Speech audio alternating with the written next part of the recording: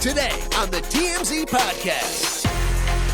Welcome to the TMZ Podcast. Derek and Eric here. How you doing? How you doing? Happy New Year. Happy New Year, yeah. Last night was very, very upsetting on Monday Night Football. Let's jump right into it. There was a Bengals-Buffalo Bills game. I'm not a huge football fan, but Monday Night Football is an institution. It gets, even in an age of dying television, Monday Night Football garners huge ratings. And something very upsetting happened on the field. Damar Hamlin, who is a 24-year-old player for the Buffalo Bills, made a tackle that didn't seem at all out of the ordinary. He tackled a player on the field. He stood up and within seconds collapsed backwards on the field, almost looks like he fainted backwards, just lost everything.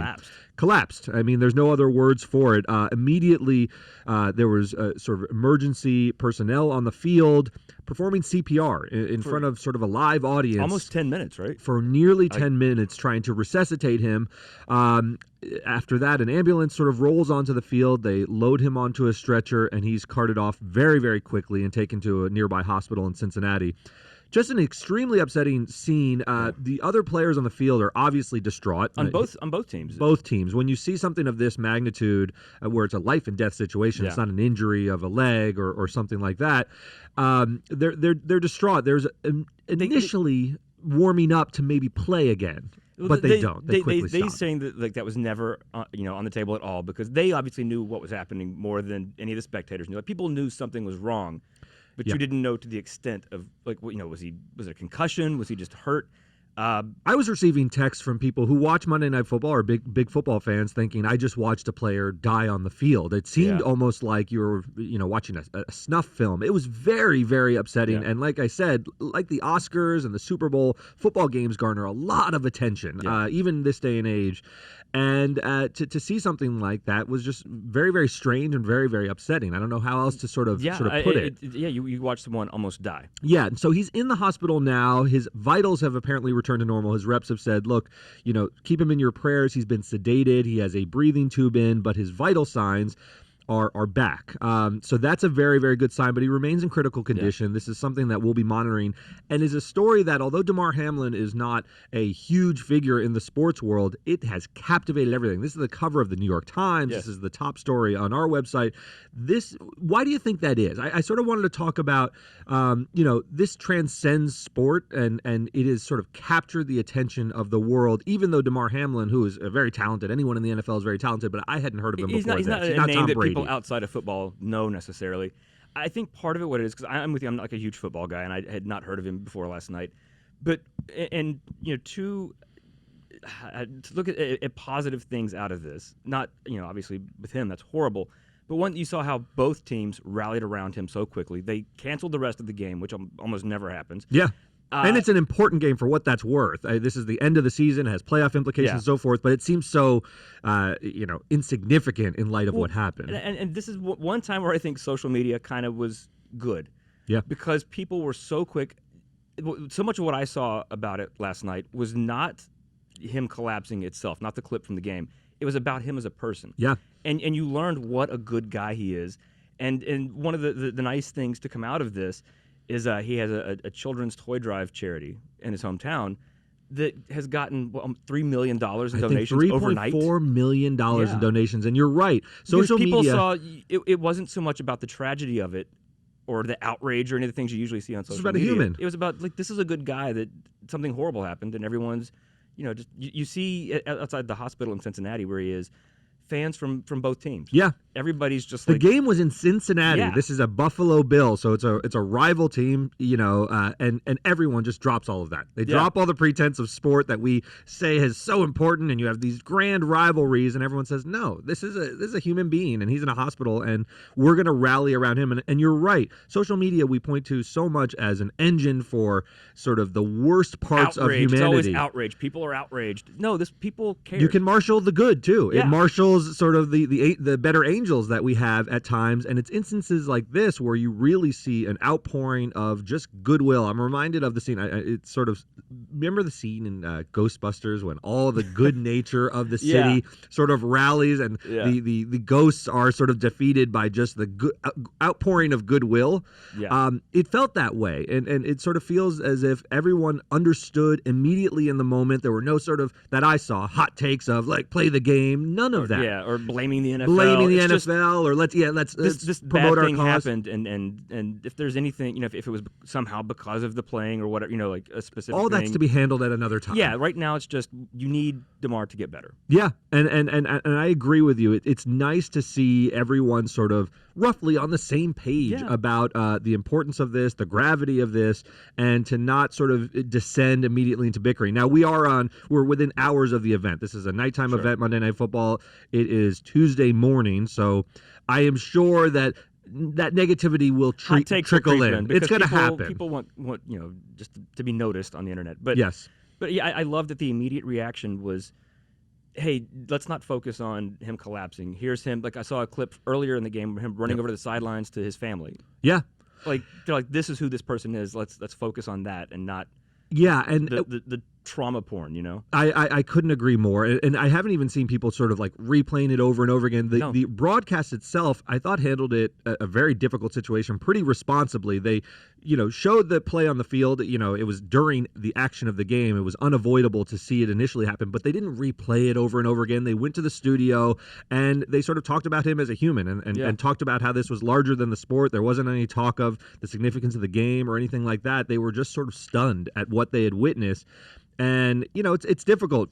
Live television has still the potential to shock and awe, right? Yeah. We watch a lot of produced television shows. You're not going to get that kind of surprise on The Crown. But, Will Smith slapping at the Oscars, something happening at Monday Night Football. These are rare events that everyone sees and everyone processes in real time. And it's interesting from a sociological or anthropological perspective to see how people are witnessing and processing these things in real time. Because it shows a lot of who we are. Yes. Like, what is your real gut initial reaction to a thing? Yeah. And if you see a 24-year-old collapsing and almost dying, how you react to that says something about you. Yeah, and the one thing that really sort of hit me very hard is his mother. He's a 6th-round draft pick, so he is a guy who sort of worked very hard to get into the NFL. Yeah. He's not a superstar by any means, but his mother was so proud of him. She would go to all these games. This is a game in Cincinnati, and she was in the crowd, and just sort of my heart was absolutely sort of melting to see that she had to witness this on the field, was rushed down to see her son in that condition. Now we're all sort of pulling for him, but there was a really sort of like human moment of this is someone's son, this is someone's brother, I believe he has children, this is someone's father. I saw pictures like his teammates just crying on the field because these are people. They're people. They're not just numbers teammates and helmets running back and forth. These are real people, and there will be, I'm sure, lots of looking into what caused this. Is it just, was it a genetic thing with him? Is it something that, was he hit in a certain way? Mm-hmm. I've heard of sort of freak injuries like that, but it feels like premature to sort of discuss how maybe playing the sport he loves could lead to this and all those things. His condition is so critical right now that you want to wait to see him sort of restored to normalcy or some version of it before we address the causes and sort of get into all those things. So because we know that will come. We know it'll come. So patience, everyone. We're monitoring the situation very closely. Keep checking the website.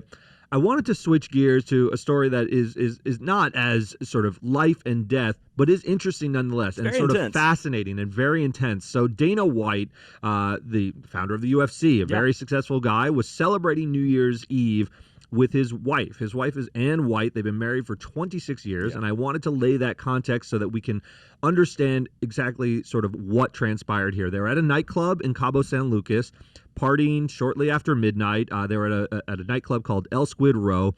They're in a VIP section, and that's where the video sort of picks up. Everyone can see them because they're on floating a pedestal above the club, basically. Yes, and they're sort of towards the railing, so they're right in there. the middle of the action. Dana's very distinctive, ezy to pick out guy. Yeah, I mean he's Daddy Warbucks with that bald head and the sort of giant arms. His wife is in some sort of confrontation with him where you see her say something, they say words to each other, and then she slaps him. Immediately thereafter, he slaps her face with an open hand, and then there's a bit of a scuffle. He may have done it sort of twice. They may have been. There's a commotion after that, which they're then pulled apart. But it's jarring. It's jarring. Dana White is a massive guy, and he's always been very consistent about there is no excuse for ever laying your hands on a woman. He's in a fighting industry, so he's pushed that message very hard. He obviously obviously has female fighters, but the female fighters fight each other and the male fighters fight each other. And he thinks, in his worldview, and I think it's shared by most people, that men shouldn't hit women. Yeah. And he's been very consistent about that. So he's now in this awkward position of explaining this. And we talked to him on TMZ Live about it. And here, take a listen. You've heard me say for years, there's never, ever an excuse for a guy to put his hands on a woman. And now here I am on TMZ talking about it. But my wife and I have been married for almost 30 years. We've known each other since we were 12 years old. We've obviously been through some together. And we've got 3 kids. And, this is one of those situations that's, horrible. I'm embarrassed. This is just one of those unfortunate situations. So I thought this was expertly handled. Yeah. I mean, it's an just awful own situation. Up, like, yep, this was bad. We were drunk. Went to a bad place. Yeah. And he does point out, now you and I've been married for 11 years, just celebrated my 11th anniversary. You've been married for a number of years. Almost 12. Almost 12 years. So we got married around the same time. We have long-term marriages. This is not an excuse, and he doesn't use it as an excuse, and he keeps sort of emphasizing that I don't want to make any excuses, but he is providing context, and he has been married for 26 years. I can say that there's never been any sort of physical confrontation with my wife, but there are intense emotions, and there are intense arguments when you live with someone.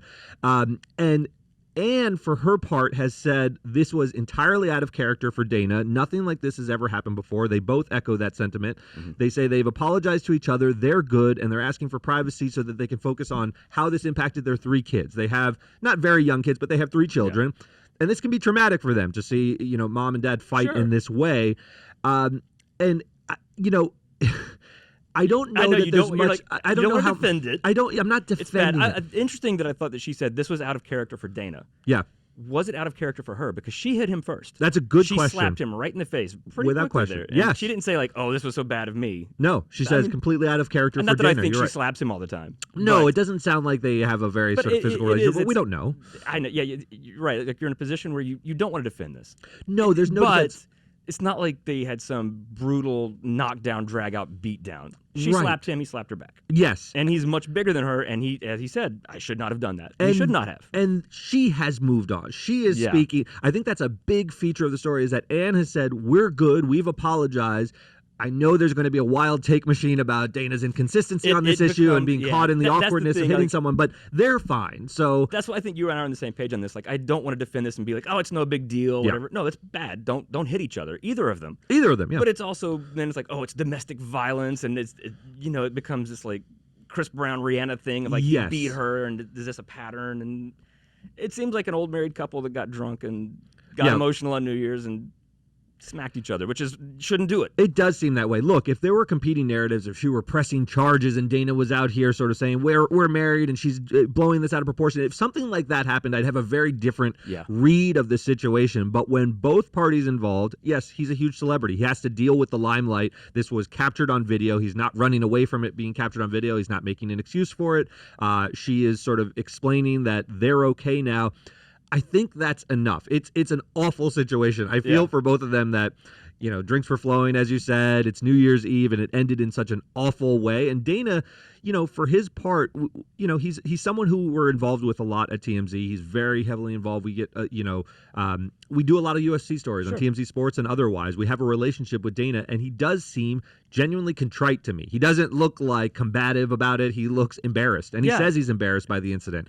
And I think that's enough. It's a cycle that he'll have to live with. It's something that the video will be around for the rest of his life, and he will have to deal with that. It'll He's a big pop celebrity. Up from time to time. That's right. Forever. One interesting wrinkle about this is, and it's unfortunate, one of his big things that he's promoting, do you know what it is? It's called a slapping league. There's a league. That's right. Yes. So he is behind the promotion of 2 people looking at each other across the table and just slapping each other as hard as they can. Slap fighting across the table.